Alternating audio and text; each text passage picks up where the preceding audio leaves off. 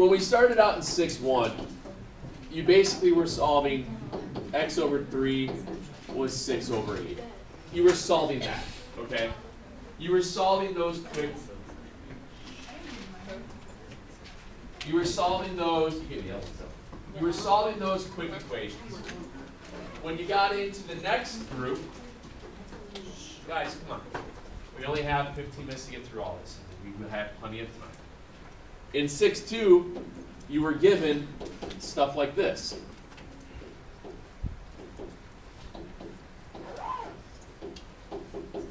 From there, you substituted in the values, cross multiplied, and solved. So it was quite literally one more step from what you did the day before. So today, what do you think it's going to be? One more step. That's it. Everything else that we do is all the same, but what we have to come up with is how do you write this? And that's where all of this comes from. Being able to work, cross, multiply, and solve for x's and stuff. Put your phone down and create things. Working through all that is the kind of the precursor to being able to write it up on your own. And that's what we're getting to.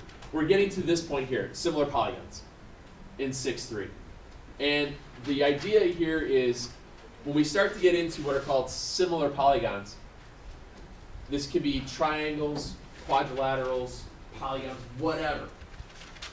What we're going to be able to do here is come out with what's called a similarity statement that allows us to create those ratios, those proportions. And then we'll be able to solve for x. So what we're going to do today is show you how you're able to determine whether or not something is similar by two very, very easy steps. Okay? Two very easy steps. And it stems from being able to tell whether or not if all corresponding angles are the same and if all the sides have the same ratio, which means are the sides proportional. All right? So two polygons, whatever they are, triangles, quadrilaterals, whatever, they are similar if and only if, remember the if statements, all of their corresponding angles are the same and the sides are proportional. If the side lengths all have the same ratio, that ratio is called a scale factor. I'm sure you've heard me say that before, scale factor. Or if you look at a model has a scale factor of 1 to 32. So like for every 1 inch on the model is 32 inches in real life. You've seen it on maps. 1 inch is 5 miles. So if you measure out 5 inches, you've gone 25 miles. It's math. Things like that. So what I want to do here is take this generic idea and look at this diagram.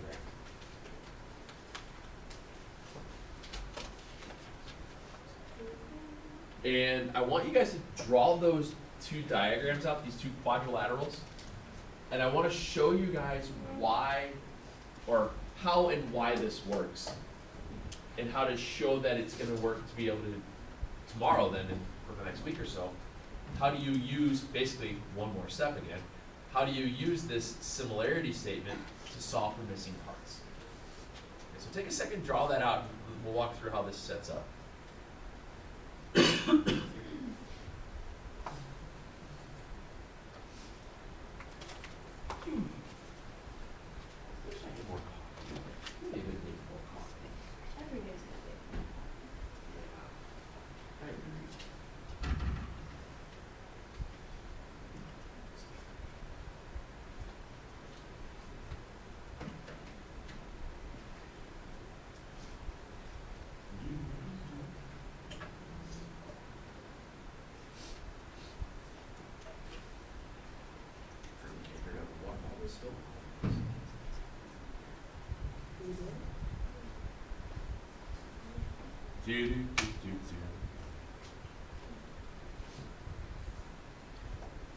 Can I make this, shrink this down a bit yet, or you guys all take me another second?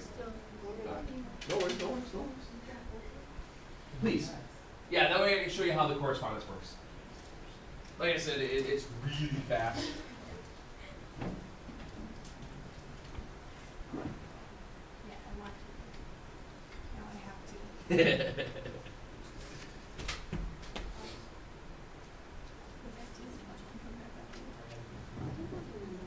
I would have given that. I just forgot it. I'm sorry. Okay.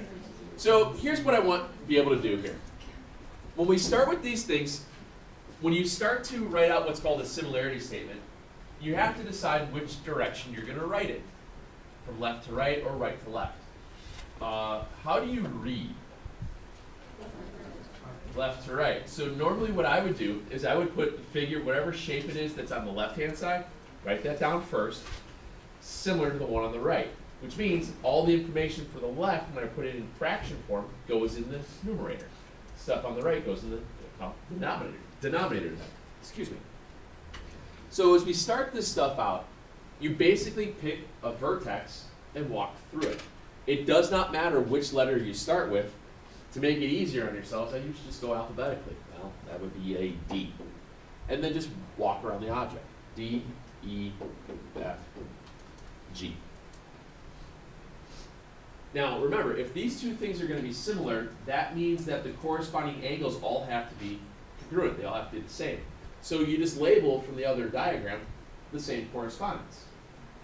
Yeah, just follow your tick marks. 3, 2, 1, right angle. 3, 2, 1, right angle.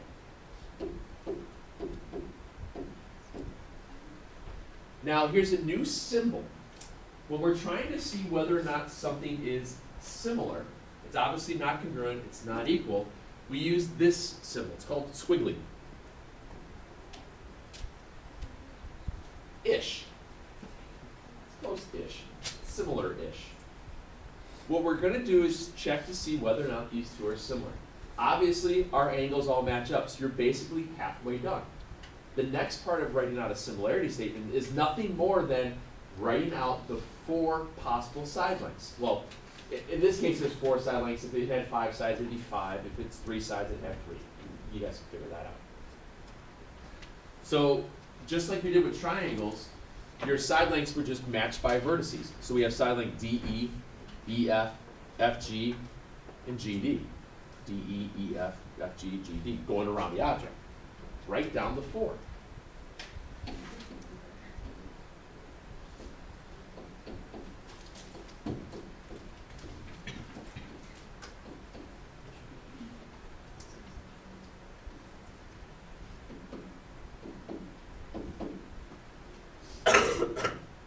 And what I'm doing here is I'm creating fractions.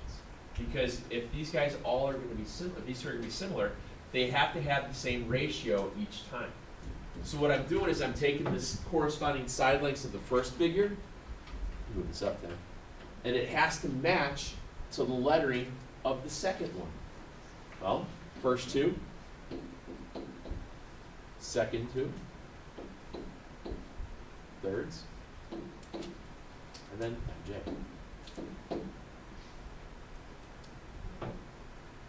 I'm just writing down the statement. So if all 4 of those fractions are equal, then they're similar. Pull my diagram back here. So now that we have our possible similarity statement here, oops, what we need to do is just then write out the fractions. Well, DE 15, 20, 6, 8, 12, 16, 9, 12.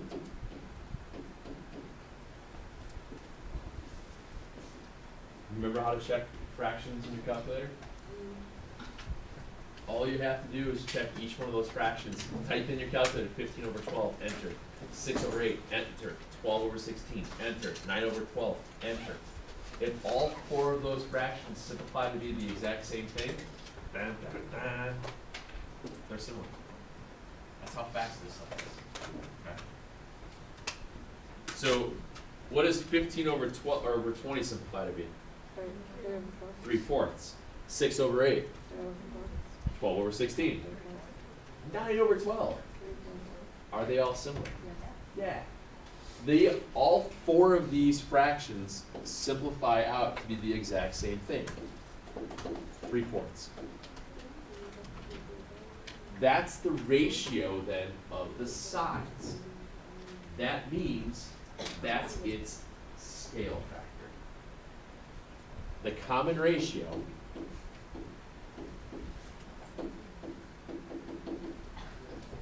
is called scale factor. And the reason why we have to figure out what a scale factor is, house, stole all my markers, is that eventually when we get to drawing out triangles,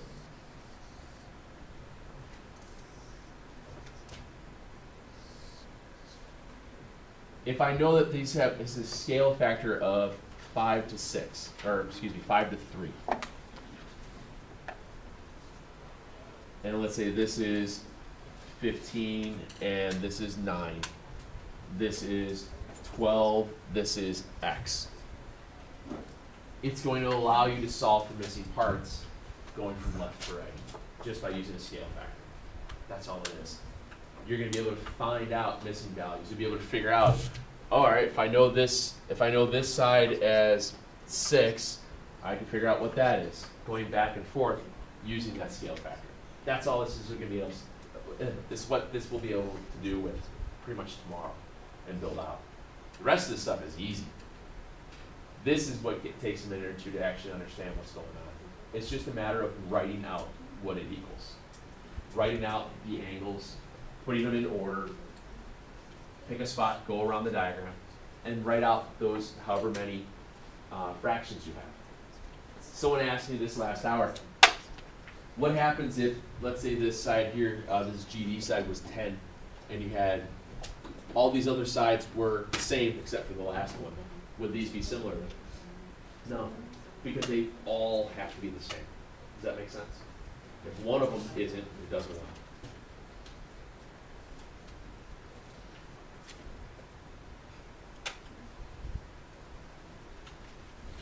I got 2 problems for you to do.